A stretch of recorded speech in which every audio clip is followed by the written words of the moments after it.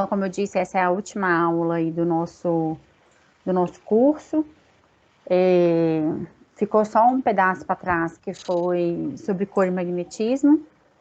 E aí, a lista de exercício, como ficou uma matéria muito pequena, a última, por ser, né, ter valor maior e por ter um volume menor de conteúdo, eu resolvi fazer tudo de composto de coordenação. Então, vamos lá. Então, a gente vai começar a nossa última aula e vamos falar sobre... Desculpa, a gente não vai falar sobre TLV. Nós vamos falar só sobre cor e magnetismo em compostos de coordenação. Como eu disse, as teorias de ligação vão ficar lá para elementos metálicos. Então, nós vamos falar um pouquinho da cor nos compostos de coordenação. Algo que a gente tem que comentar é que, geralmente, espécies que contêm o mesmo íon metálico, como, por exemplo, o níquel, dependendo do ligante que ele está coordenado, apresenta cor na solução diferente. E é o que nós vamos conversar um pouquinho sobre isso. E vamos falar sobre o magnetismo também, que é uma das características importantes dos compostos de coordenação. De onde que vem a cor, né? Aqui na imagem eu vejo uma solução de cobre 2+ em água, formando então aqueles complexos que a gente chamava de aquácido. E essa solução tem uma coloração azul clara. Quando a gente goteja uma solução de amônia nessa solução de cobre, a gente observa a formação de um novo complexo, o complexo de cobre com amônia. A gente chegou a fazer isso no laboratório, não sei se vocês lembram, para quem fez o laboratório aí. E aí a gente observa uma solução de cor bastante azulada, que a gente chama de violácea. Então, de onde que vem essa cor, né, nos compostos de coordenação? A cor do complexo, ela depende basicamente do íon metálico, né? O íon metálico que dá a maior característica da cor para o meu complexo. E no meu íon metálico, o que interfere muito é o estado de oxidação desse íon, né? Cada íon metálico tem uma cor. Por um exemplo, uma solução de ferro 2+ em água, ela tem uma coloração esverdeada. E já uma solução de ferro 3 em água, ela tem uma coloração amarelada. Então, o estado de oxidação conta muito sobre a cor desse meu complexo. Porém, quando a gente está num composto de coordenação, os ligantes coordenados ao metal, eles também interferem diretamente nessa cor. Por um exemplo, aqui na imagem a gente acabou de ver a solução de cobre complexada com a água, ela é azul clara, e quando está com amônia, ela já é azul escuro. Então, o ligante tem sim uma interferência direta na coloração desse complexo. Então, de onde que vem a cor, né? Para que algum composto seja colorido, ele tem que absorver luz. E essa luz tem que estar dentro do visível, do espectro eletromagnético, deve estar dentro da região do visível. Não sei se vocês lembram do espectro eletromagnético, né, que a gente já viu lá em outras disciplinas anteriormente. A faixa do visível é uma faixa bem pequena, que eu já vou mostrar ali numa roda de cor. Como essa absorção ocorre? A absorção, ela vai acontecer se a energia necessária para mover um elétron do estado fundamental para um estado excitado, a gente sabe que quando um composto absorve energia, quem absorve essa energia é o elétron. Né? O elétron está ali no meu estado fundamental, e para ele passar para um estado excitado, ele precisa absorver uma quantidade de energia. Ele só vai ser colorido se essa absorção de energia se der numa quantidade de energia dentro da luz visível. Eu tenho duas possibilidades de coloração. Eu vou demonstrar aqui nessa figurinha e volto a escrever lá na próxima para ficar certinho. Aqui eu tenho um olho enxergando uma laranja, né? Se a gente enxerga uma substância laranja, é porque eu tenho duas possibilidades. Ou porque esse objeto, ele absorveu todo o comprimento de onda, exceto laranja. Então, o olho vai enxergar a cor laranja se apenas ela for refletida, ou seja, esse objeto absorveu todo o espectro do visível e transmitiu ali apenas a cor laranja. Como é que eu faço para tirar? Acho que não consigo. Já a segunda opção, deixa eu ver se eu tenho como baixar aqui, diminuir para sair. Já a segunda opção é quando apenas a luz azul ela é absorvida, e a luz azul absorvida ela é complementar do laranja. Então, se ela absorve só a azul, a gente vai enxergar a laranja. Então, tem duas possibilidades. Ou ele absorve um único comprimento de onda, como o caso do azul, e aí ele vai se apresentar numa cor complementar, ou ele absorve todo o espectro visível e deixa apenas um de fora, e aí ele vai refletir esse que ele não absorve, e o objeto vai se dar daquela cor. Raquel, como que eu sei quando que ele vai absorver só uma cor ou se vai absorver todas as cores? Isso são dados experimentais, a gente precisa fazer um espectro, e eu vou falar sobre isso daqui a pouquinho. Então, aqui só está descrito o que a gente conversou lá atrás. Eu tenho duas possibilidades, então, de coloração. Uma amostra, ela absorve na luz visível, a cor que enxergamos é a soma das porções não absorvidas, que são refletidas ou transmitidas pelo objeto que atinge nossos olhos. Então, por exemplo, aqui eu tenho uma roda de cor, e aqui dá todo o espectro eletromagnético da luz visível. Antes, a gente tinha o costume de colocar o espectro eletromagnético assim, e a luz visível ficava aqui no espectro bem pequenininho, aqui nesse arco-íris.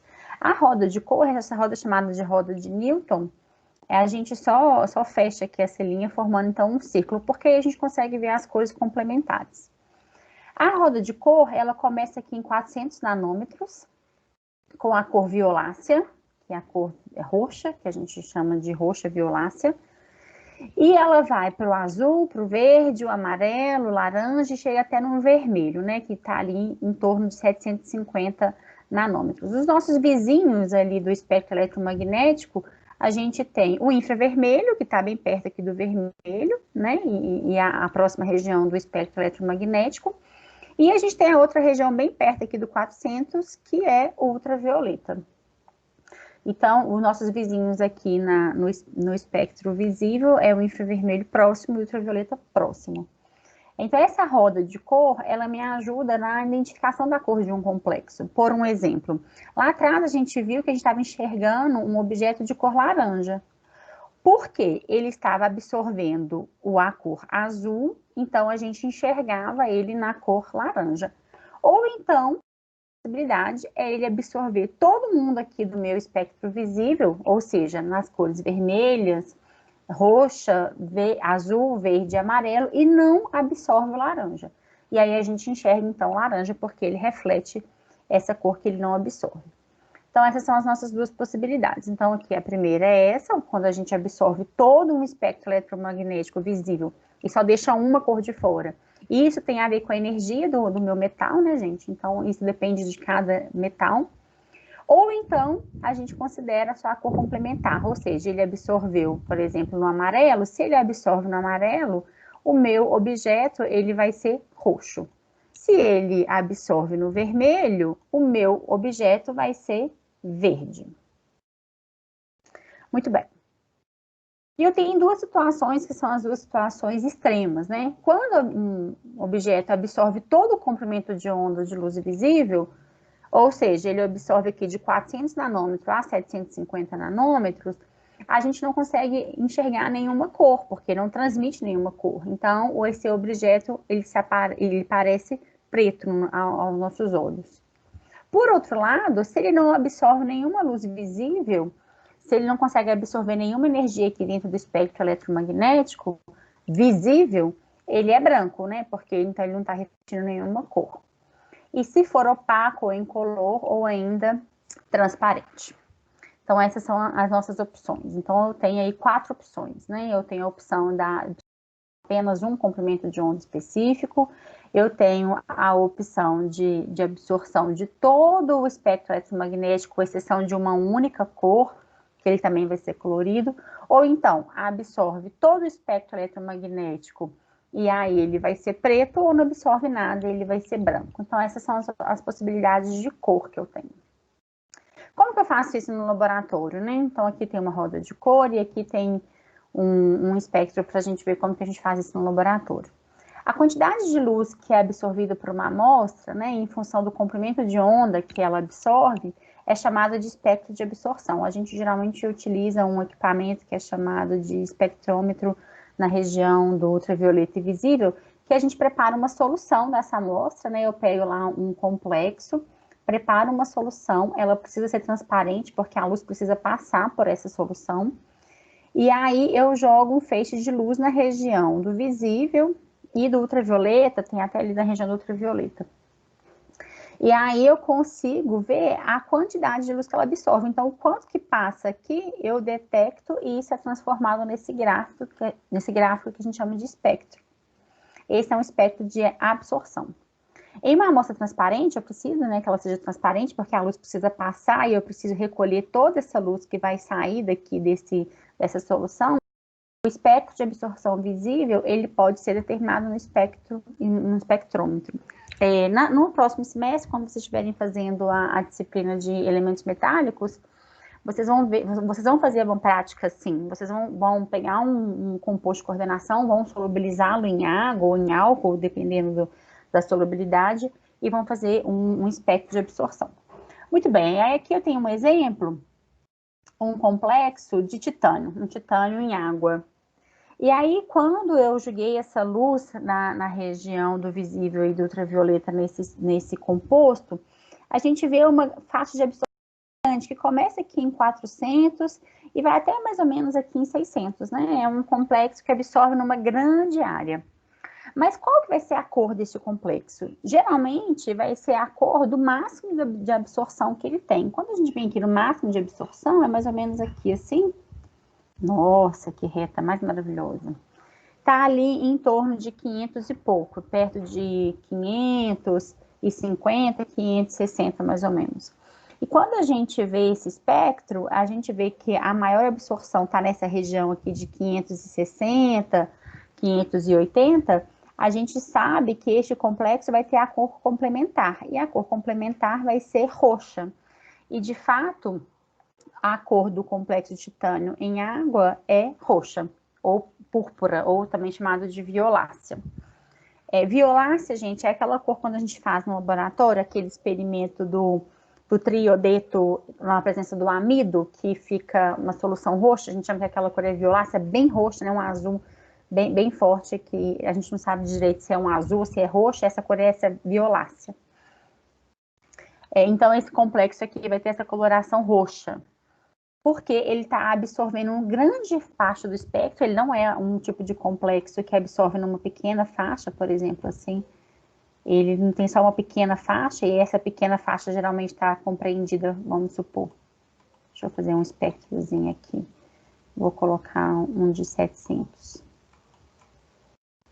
Vamos supor que ele esteja nessa região aqui de 700, nesse espectro a gente vê que esse complexo ele está absorvendo numa região muito pequena. Se ele está absorvendo nessa região de 700 nanômetros, a gente fala que ele só absorve ali o vermelho. Se ele está só absorvendo o vermelho, ele vai ser verde. Então, com certeza, esse complexo aqui, ele é verde. Deve ser um complexo de cobre, um complexo de ferro 2, que tem essa coloração esverdeada.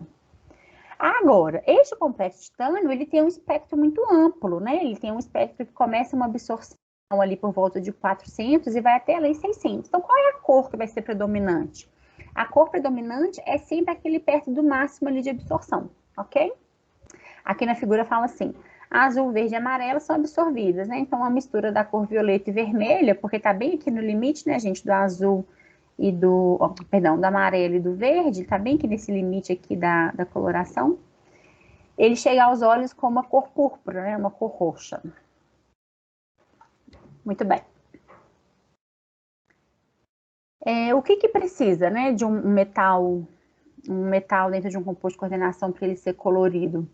Ele geralmente precisa de um orbital D parcialmente preenchido, para que esse complexo seja colorido. As transições que caem dentro do visível são transições que a gente chama de transições DD. Eu tenho um elétron ali no orbital D, que ele, para ser excitado dentro do meu orbital D, geralmente essa faixa de energia, ela está dentro do visível. Então, a gente costuma dizer que as transições de cor que acontecem em compostos de coordenação são transições DDs.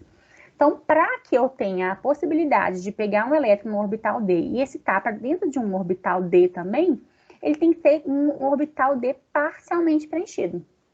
Então, O contrário, a gente pode dizer que é a ausência de cor. Por exemplo, íons metálicos D0, eles normalmente são incolores. Aqueles que são D10, geralmente eles são brancos também, porque eles não conseguem absorver na região ali do visível. Por exemplo, compostos de zinco geralmente são brancos. A gente tem algumas exceções, como sempre, né? O permanganato, ele tem coloração e o cromato também, né? A gente até usa muito esses íons como identificação de cor, né? A gente vê uma reação de oxidação acontecendo na presença de permanganato porque ele perde de cor. E o cromato e o dicromato também são utilizados até aí no bafômetro, né? A mudança de cor indica, então, uma reação de oxidação. Então, são exceções aí que são exemplos de metais D0. Aqui está uma rodinha de cor para vocês não perderem ela de vista. Obviamente, nos exercícios tem a roda de cor, na prova também tem, né? Não precisa ninguém decorar. Muito bem, essas são as situações de cor dentro de um composto de coordenação. O que a gente precisa entender eu não tenho como simplesmente olhar para o metal, por exemplo, eu falo assim com vocês, então tudo bem. Então, eu vou pegar um cobalto, peguei um exemplo ruim, talvez que eu vou dar no magnetismo, mas tudo bem. Um cobalto mais bipiridina, BIP. Que cor que vai ser? Tem como a gente saber? BIP. Tem como a gente saber? Não tem, tá, gente? Não tem, isso aí não tem. Isso são dados experimentais. A gente precisa ir lá no laboratório fazer... A gente tem como ter uma ideia, por exemplo, a gente tem compostos de cobalto que podem ser azul, que podem ser rosa. Mas eu tenho que ter e muito depende do estágio de oxidação do cobalto. Mas para saber a cor exata do meu complexo, eu preciso fazer uma varredura nele dentro ali da absorção no visível e ultravioleta. Então, tudo isso é dado experimental, a gente não tem como prever. Tá, e agora então a gente vai falar um pouquinho sobre magnetismo. Vamos relembrar um pouco sobre o magnetismo aí e falar um pouco dele na química de coordenação. Fiz uma pausa aqui porque a gente precisa recordar. Para a gente falar de magnetismo, a gente precisa falar de distribuição eletrônica. Todo mundo aí sabe fazer distribuição eletrônica? Olha, vão responder, hein? Todo mundo tem que saber fazer distribuição eletrônica? Não? Quem falou não? Não? Não? Sim ou não? Sim, sim, sim. Então tá bom.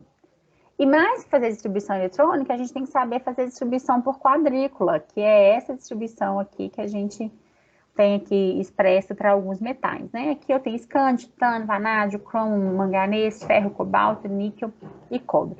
Esses são, essa imagem, ela mostra só a distribuição eletrônica lá dos últimos, do último nível D, que é o subnível 3D.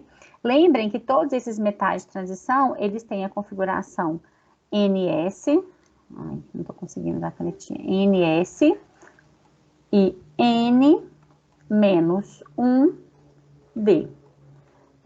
Obviamente, o S foi preenchido primeiro. Como o S foi preenchido primeiro, ele já está aqui, ele está atrás dessa distribuição, ele não é mostrado. Então, aqui só está mostrando a distribuição D, que é lá o meu último nível de valência ali dos metais de transição.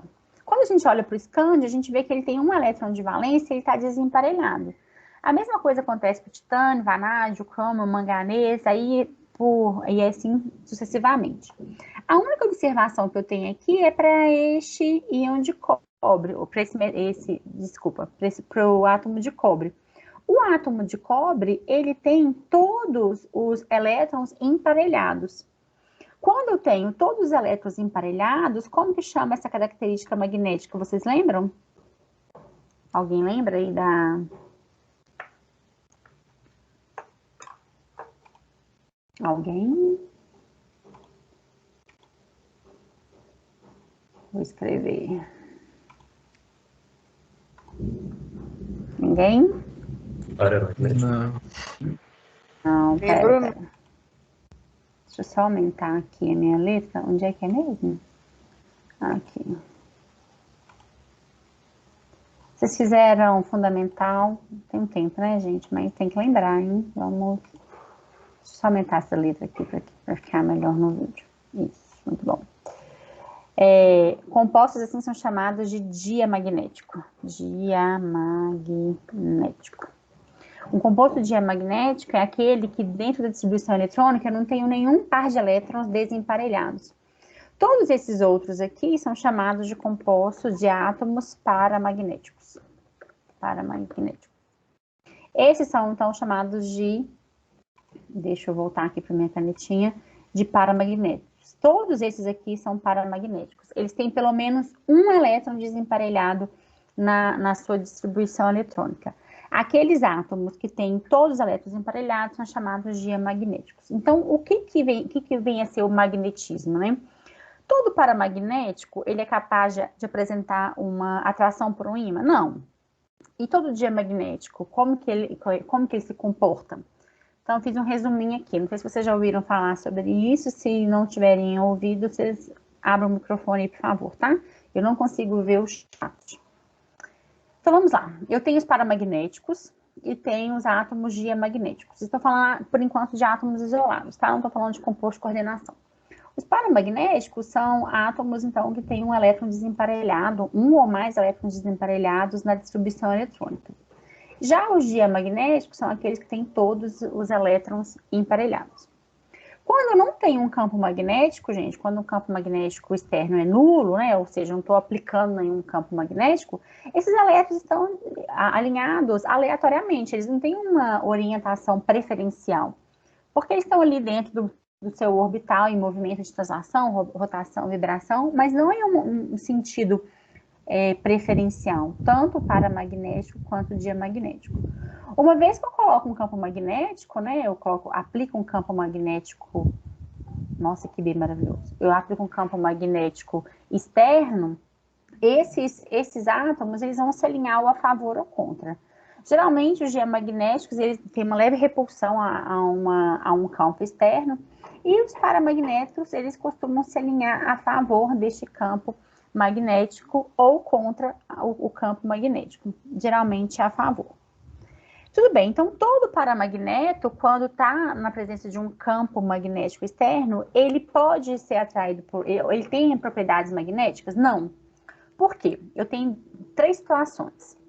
Essa situação eu tenho, vamos supor, 4 spins. 1, 2, 3, 4. Vou desenhar aleatório aqui. 1, 2, 3, 4. Eu tenho 4 spins. Eu tenho 4 elétrons não emparelhados. Quando eu colocar o campo magnético, eu tenho 2 possibilidades. 2 se alinham a favor do campo e 2 se alinham contra o campo. Ou todos se alinham a favor deste campo. Eu tenho, então, 2 situações. Quando o paramagneto ele se alinha todo a favor do campo, ele é chamado de ferromagnético. Esse ferromagnético, ele geralmente são compostos naturais, tá, gente? Geralmente, quando a gente pega um composto e mede a magnetização dele, vê que ele é ferromagnético, ou seja, aplicando um campo externo, todos são alinhados a favor desse campo, então, com isso, ele é atraído pelo campo, eles são chamados de ferromagnéticos, e geralmente são naturais, como a magnetita, a magnemita. Agora, mentira, a magnemita é antiferromagnética, a magnetita, ela é ferromagnética. Agora, quando eu tenho essa possibilidade, ou seja, 2 alinham a favor e 2 alinham contra, aqui, quando a gente olha essa distribuição aqui, fica parecido com o diamagnético, concorda? Quando eu olho para essa distribuição, não tem um spin resultante. Um está cancelando o outro, como num diamagnético. Esse tipo de composto é chamado de antiferromagnético. Ele se parece bastante com um diamagnético. O antiferromagnético, dependendo da magnitude do spin, ele é fracamente atraído por um ímã ou não é atraído por ímã. Esses antiferros magnéticos aqui geralmente são mais sintéticos, a gente consegue sintetizá-los em laboratório ou alguns de ocorrência natural. E por fim, eu tenho uma situação que é chamada de ferrimagnético. Quando eu tenho, por exemplo, átomos que têm spins diferentes, por exemplo, eu tenho uma mistura de cobre, ferro, zinco. Apesar de elétron ser elétron, este elétron tem uma força diferente, porque ele está no núcleo, ele está sendo atraído por um núcleo diferente, ele está num orbital diferente. Então, a gente fala que ele tem magnitude diferente. Quando tem essa situação, vamos supor que eu tenha um spinzinho aqui, 4 spins de magnitude diferente, ok? Não preocupe muito com a magnitude do spin, porque isso vocês vão ver isso lá em elementos metálicos. Quando eu aplicar um campo magnético, mesmo que ele se alinhe a favor ou contra, um grandão aqui e um pequeno, um médio e outro pequeno, a gente vê que eles não se cancelam, né? Eles não se anulam. Então, assim, eu tenho ainda uma resultante ali de um spin que faz ele ser fracamente magnético. Assim, ele é chamado de ferrimagnético. Esses, então, são alguns compostos que podem ser atraídos fracamente por um ímã. Então, tem duas situações. Eu tenho a situação do paramagnetismo e do diamagnetismo. O paramagnetismo e o diamagnetismo, gente, é uma propriedade atômica. Concorda? Eu faço a distribuição eletrônica. Feita a distribuição eletrônica, eu olho para o átomo e eu falo se ele é paramagnético ou se ele é diamagnético. Agora, se ele é ferromagnético, antiferromagnético ou ferrimagnético, quem vai me dizer isso é o composto, é o átomo já dentro de um composto, como, por exemplo, num óxido, numa liga. Eu só tenho como saber essa propriedade se ele estiver dentro de um composto, porque a propriedade atômica ela é essa aqui, ela é paramagnética ou diamagnética. Dentro de um composto, como que esse átomo comporta? Como um ferromagneto, um antiferromagneto ou um ferrimagneto. Então, isso são medidas também que são feitas em laboratório. Não tem como eu olhar para uma estrutura e falar assim, essa estrutura vai ser antiferromagnética. São medidas feitas em laboratório. E nos compostos de coordenação, como que isso funciona? Vamos conversar um pouquinho dentro dos compostos de coordenação. Muitos dos compostos de coordenação exibem paramagnetismo. É fato, porque a maioria dos compostos dos metais de transição, eles são paramagnéticos, né? Então, isso arrasta para o meu composto de coordenação. O íon metálico possui um par de elétrons desemparelhados, né? Então, ele é paramagnético. Então, as medidas experimentais determinam esse grau de paramagnetismo, tá, gente? A gente precisa medir isso no laboratório. Só que tem uma situação. Os ligandes, eles interferem no magnetismo. A gente vai ver um caso de átomos que a gente tem propriedades paramagnéticas e quando coloca dentro de um complexo, ele vira diamagnético. Mas como que a gente vai determinar isso, né? As teorias de ligações, elas têm que nos ajudar para isso. Então, assim, a gente tem hoje 3 teorias de ligação, uma justifica, mas não prevê, e eu tenho duas teorias que conseguem prever e justificar esses comportamentos magnéticos. Essas teorias são de outra disciplina, mas eu vou falar um pouquinho da situação que a gente observa dentro dos complexos. Por exemplo, esse íon complexo aqui de cobalto, com 6 cianetos, né? Então, eu tenho 6 ligantes cianetos aqui num número de coordenação igual a 6. Vamos ver aqui qual que é o meu estado de oxidação. Cada cianeto tem uma carga negativa, então, se são 6, são 6 cargas negativas. Só um minuto, gente, me esquentam tudo voando aqui. São 6 cargas negativas, e aqui fora eu tenho 3 cargas negativas. Se eu tenho 3 cargas negativas aqui fora e 6 cargas negativas dentro, é porque o meu cobalto tem um NOx mais 3. Se ele tem um NOx mais 3, então ele é cobalto mais 3. Mesma coisa aqui embaixo, o flúor tem cada flúor tem uma carga menos 1, são 6, então menos 6. Aqui fora menos 3, então aqui o cobalto também tem NOx mais 3. Então, eu estou falando de 2 compostos de coordenação que tem cobalto 3+, como centro metálico. A gente acabou de ver que quem determina o magnetismo é o meu centro metálico, mas eu faço medidas e vejo que o cobalto 3+, com cianeto, ele é diamagnético. Enquanto o cobalto com 6 fluoros, ele é paramagnético, tendo 4 elétrons desemparelhados. Por que isso acontece, né? Vamos só dar uma olhada aqui como que é o átomo de cobalto em si. O cobalto, ele tem número atômico 27, né? Se ele tem número atômico 27, a distribuição, o cerne de gás nobre é a configuração do argônio, 3D7, 4S2. Quem tiver dúvida depois aí pode fazer. Se quiser, eu faço aqui agora. Vou pegar aqui uma máquina de escrever. Vamos lá. Ah, deixa eu diminuir a letra, porque não vai caber ali. Tipo, nem tanto. É 1S2, aqui não tem como fazer subscrito, tá, gente? 1S2, 2S2,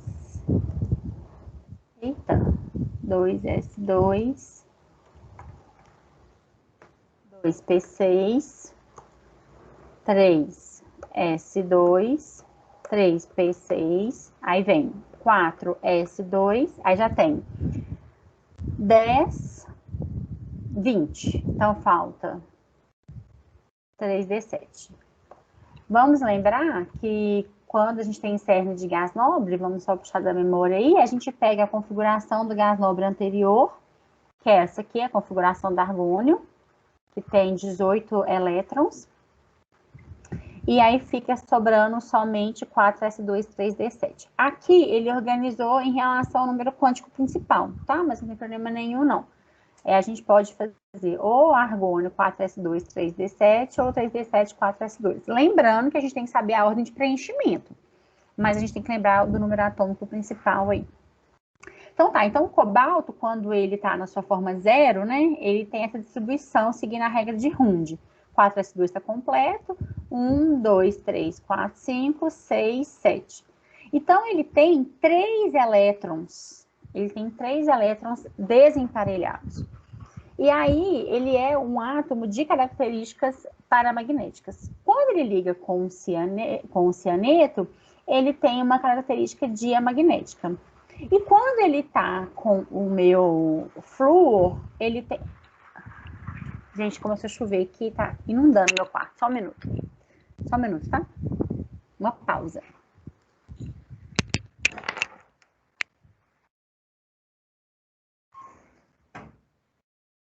Tá chovendo ali. Voltei.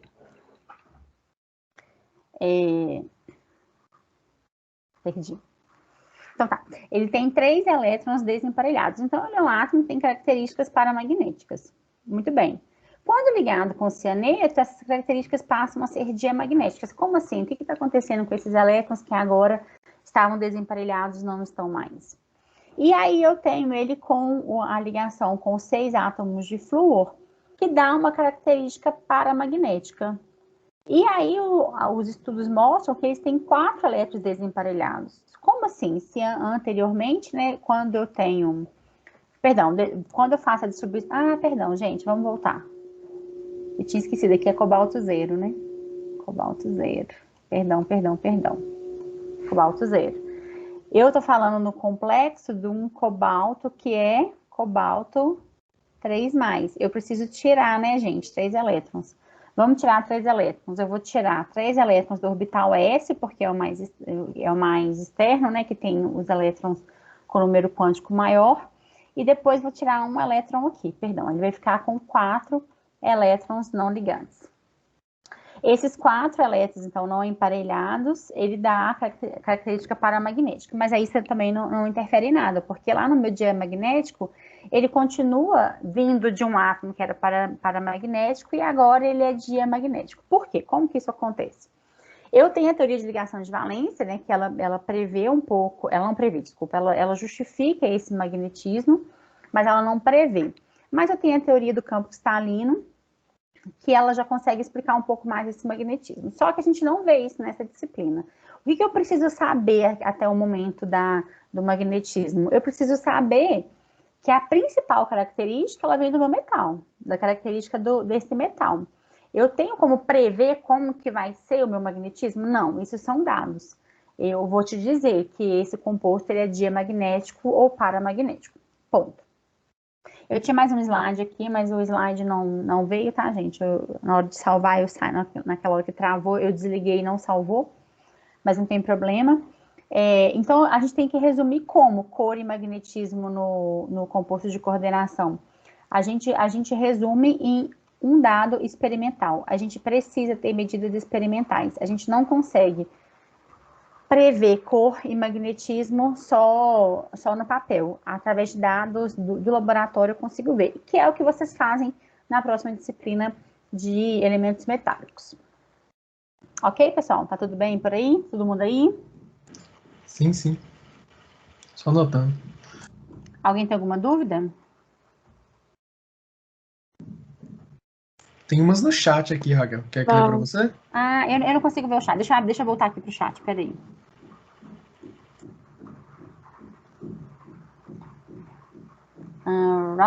Yasmin, pode explicar? Posso. Sim, explico agora. Na hora de usar equipamento para saber o espectro de se a amostra for um complexo líquido, ainda assim deve ser colocado em água? Tá, vamos por partes. Eu vou voltar lá na cor complementar e explico de novo. Deixa eu pegar uma roda aqui, pronto. Vocês ainda estão vendo, né, a apresentação, né? Vamos lá. É o seguinte. Vamos supor aqui que eu tenho um amarelo, tá? Vamos supor que eu tenho um complexo que absorve na região do amarelo. O que isso quer dizer?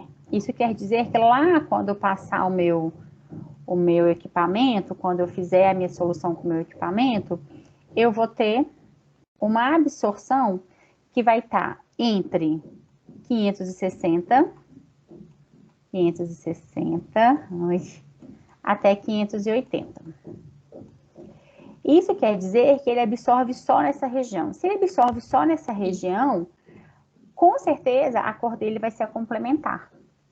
Porque ele vai transmitir a cor complementar dele. Então, quando ele tem só apenas uma absorção, a gente não precisa preocupar muito em saber qual que é a outra faixa do espectro que ele vai absorver, porque ele só vai ter uma absorção.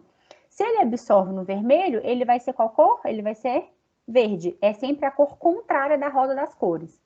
Se ele absorve no laranja, Yasmin, ele vai ser azul. Se ele absorve, por exemplo, no roxo, né, no violáceo, ele vai ser amarelo. Por isso que Newton fez isso, porque para explicar como que a gente tinha essa absorção, porque a nosso espectro é linear. Ele juntou, então, esse espectro para que a gente consiga ver a cor complementar com maior facilidade, tá? A cor complementar é aquela oposta aqui da roda das cores, aqui da roda de Newton. Então, a cor complementar do laranja, aqui vai ser o azul. Sim? Era isso, Yasmin?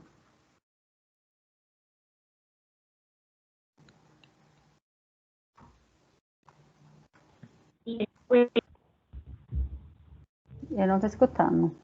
Não, peraí.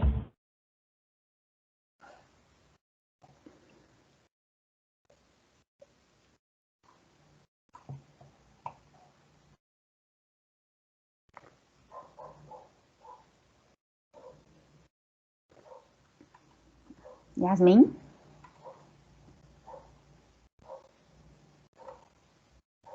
Ô, Raquel, Oi. qual é o mais comum?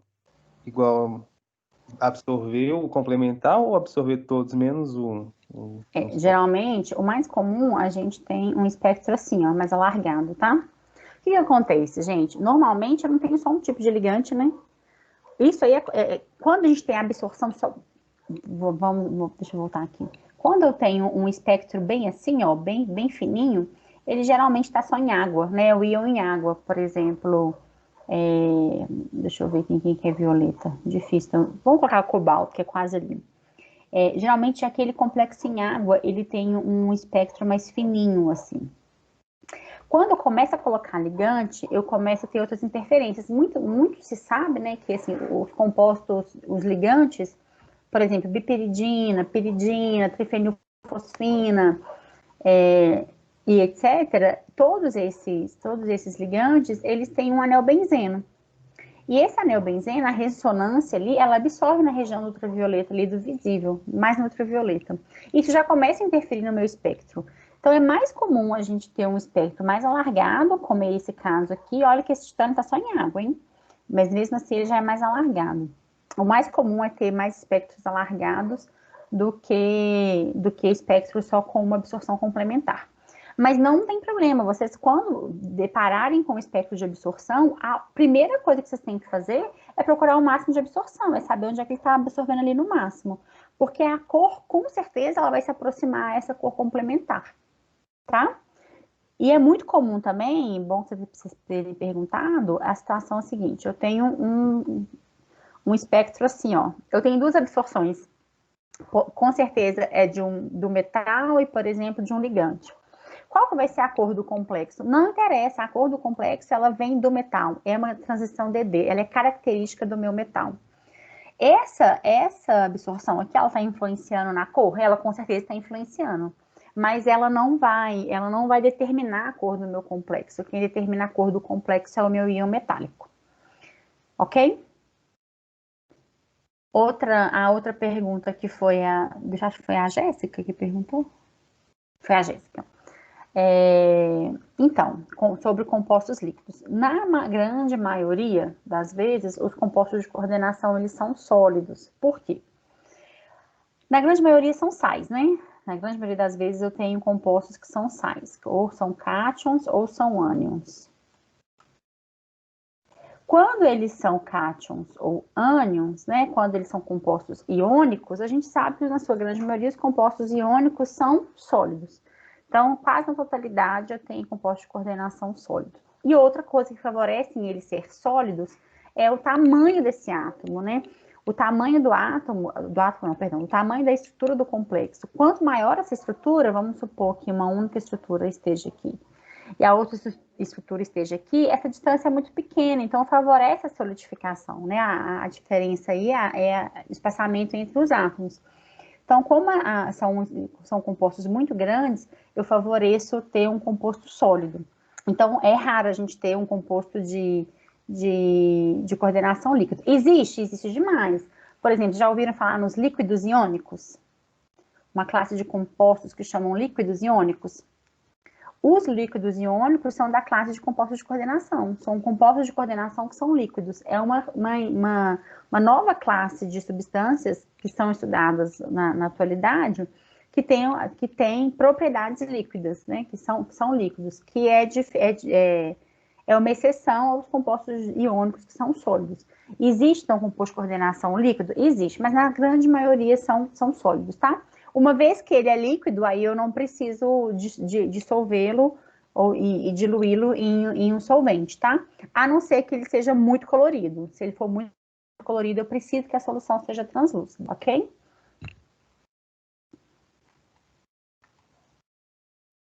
Espera, era assim, Raquel, parece que deu defeito. Não, problema não, Yasmin, não se preocupe. Então, todo complexo tem cor complementar. Não, na verdade, assim, todo complexo que é colorido, ele tem uma absorção de cor. E a gente enxerga a cor complementar. E a cor predominante, mesmo ele tendo um espectro grande, a cor predominante é aquela cor do máximo de absorção, que a gente vai observar a cor complementar.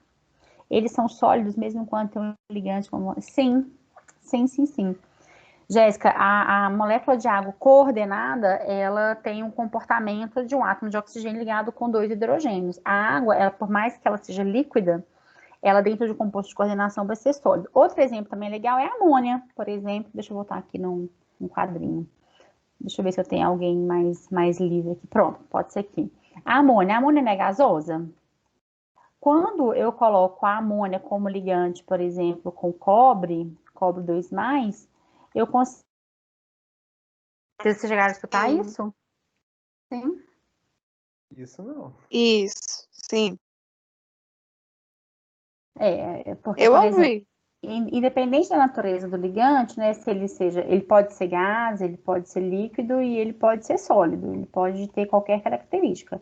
E a característica do ligante individual, como uma molécula, como um íon, é uma característica. Uma vez que ele está coordenado, ele vai ter outra característica. Por exemplo, quando eu tenho cloreto de cobre, tipo um cloreto de cobre aqui, com 6 amônios, isso é um sólido, eu consigo isolar o sólido e caracterizá-lo, tá? Então, independente do tipo de ligante, da natureza do ligante, no composto de coordenação, na grande maioria, eles são sólidos. Porque a grande maioria são sais, né? Ok? Deixa eu tentar abrir aqui o chat para eu ver o que vocês estão falando. Isso, da amônia. Isso. Alguém tem mais alguma dúvida?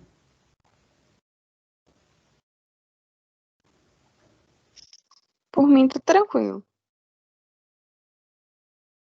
Dei uma olhada na lista de exercício.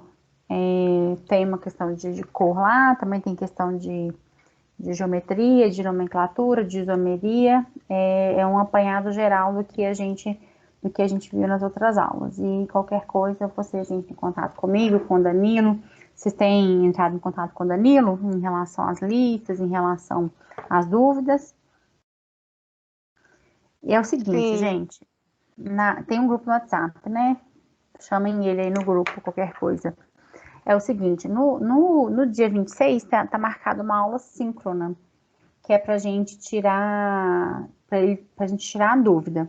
Caso tenha, o que eu vou combinar com vocês? Se vocês tiverem dúvidas em relação a essa lista, entrem aqui no canal da aula 7 e já mandem as dúvidas, porque aí a gente chega na aula e resolve. Se não tiver nenhuma dúvida, eu não vejo necessidade de a gente ter uma aula, porque vai ser o dia que eu vou estar liberando já a prova para vocês. Vai estar liberada já para vocês a prova nesse dia. Então, se vocês tiverem dúvida antes, manda aqui no Teams ou no Danilo. Danilo, sempre que vocês tenham alguma dúvida, ele também me manda mensagem, fala as dúvidas. Então, é uma forma de comunicação mais rápida, tá bom? A aula do dia 26, que está no cronograma como síncrona, ela só vai existir se a gente tiver dúvida. Combinado? Combinado. Então tá. Então, já lá no Siga e aqui no Team já tem a lista 7. Bom trabalho para vocês. Dia 7 até 8 horas da noite, tá, gente? Depois disso não recebe mais. Qualquer coisa é só me chamar aqui no Teams ou chamar o Danilo. Combinado? Desculpem aí os imprevistos da aula de hoje. Eu vou colocar o vídeo no YouTube e em breve eu mando o link. Ok?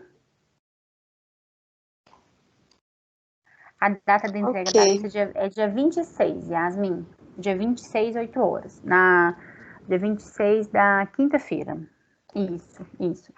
E só que, olha só, o que eu queria que vocês ficassem atentos à situação é a seguinte. A prova, ela tem que ser entregue no dia 30, porque eu preciso lançar nota por causa de exame especial enfim, né? Então, assim... Essa aqui é a última aula do semestre? Exatamente. A aula de matéria, né? De matéria. Porque a teoria de grupo, Camila, na primeira aula a gente conversou e a teoria de grupo foi empurrada lá para elementos metálicos. Não, eu lembro, mas eu pensei que ia ter mais coisa. Eu lembro disso. Acaba aqui, lembra, Camila? A gente vê composto de coordenação, vê cor, magnetismo e a gente entra em teoria de grupo. Que não vai ter isso, Entendi. né? Tá? Nossa, gente, passou rápido. Ô, Raquel. Nossa, eu tô assustada também, tá, Camila? Ei, Wesley. Tudo bom? Eu tô bem, e você? Beleza, graças a Deus. Te perguntar, Tá bom. por acaso você Diga. descadastrou o e-mail de assistir a aula no YouTube? Porque eu fui tentar assistir semana passada, eu não consegui. Aí das outras aulas eu consegui, da aula passada eu não consegui. Aí chega a notificação para mim que você postou vídeo no YouTube. Ao que você clica no link lá, ele dá que o vídeo é privado. Todo mundo, alguém teve mais esse problema, gente? Se você recebeu o e-mail, Wesley, é porque o seu e-mail foi cadastrado. Eu também, Então Raquel. você posta qualquer coisa, chega lá falando, que coloquei inscrito, né, no canal lá para receber. Aí eu tento entrar pelo e-mail, pelo link da inscrição, quanto do Teams, aí deu sim que o vídeo é privado. Aí eu só vou perguntar para ela se por acaso descadastrou, entendeu? Quem está cadastrado na turma continua. Eu vou dar uma olhada lá, tá? Tá, joia, Eu vou ver o obrigado. que está acontecendo. Vou tentar liberar. Só da última aula, a parte 1 e a parte 2 que está com esse problema? Não, da parte 1 e a parte 2 eu consegui assistir, da última aula eu não consegui. Não, é porque eu dividi ela em duas, eu acho. Ah, tá, não consegui nem a parte 1 nem a parte 2. Eu dividi ela em dois, eu acho. Tá. Eu vou tentar de novo, tá? Eu olho isso aqui agora. E aí, esse aqui mais tarde também eu coloco lá no YouTube, tá? Eu vou tentar cortar essas partes que foram, né, de interferência e tal, e aí eu coloco lá. Combinado? Então, fiquem atentos, tá, meninas? Porque a lista de exercício, ela vai ser entregue no dia 26 e a prova já vai estar liberada para vocês. Então, assim, não deixem para fazer a lista no dia 24, 25, 26, porque a prova já vai estar no sistema. Vocês vão ter menos tempo para fazer a prova. Combinado? E qualquer coisa, vocês me chamem aqui no Teams. Me mandem e-mail, me mandem mensagem que eu respondo. Combinado? Boa tarde para vocês, bons estudos e a gente se vê em breve. Boa tarde. Obrigada a vocês. Obrigado, Raquel. Boa tarde. Boa tarde.